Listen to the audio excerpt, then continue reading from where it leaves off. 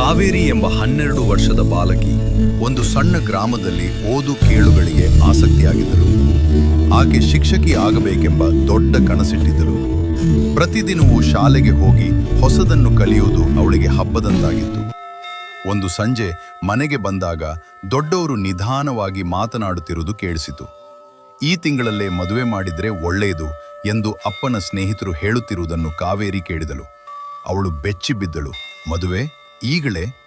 ಅವಳು ಓಡಿ ಬಂದು ತಾಯಿಯ ಮುಂದೆ ನಿಂತು ಕೇಳಿತು, ಅಮ್ಮ, ನನಗೆ ಮದುವೆ ಮಾಡ್ತಾರಾ ನಿಜವೇ? ತಾಯಿಗೆ ಕಣ್ಣೀರು.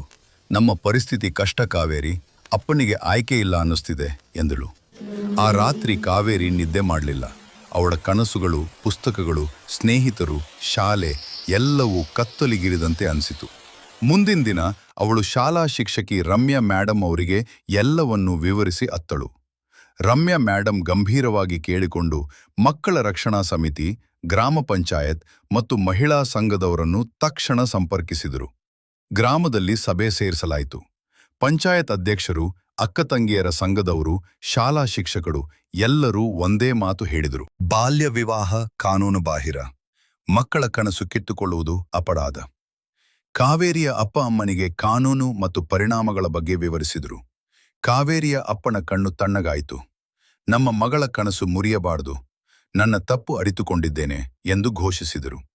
ಆ ದಿನದಿಂದ ಕಾವೇರಿ ಶಾಲೆಗೆ ಇನ್ನಷ್ಟು ಆತ್ಮವಿಶ್ವಾಸದಿಂದ ಹೋಗತೊಡಗಿದಳು.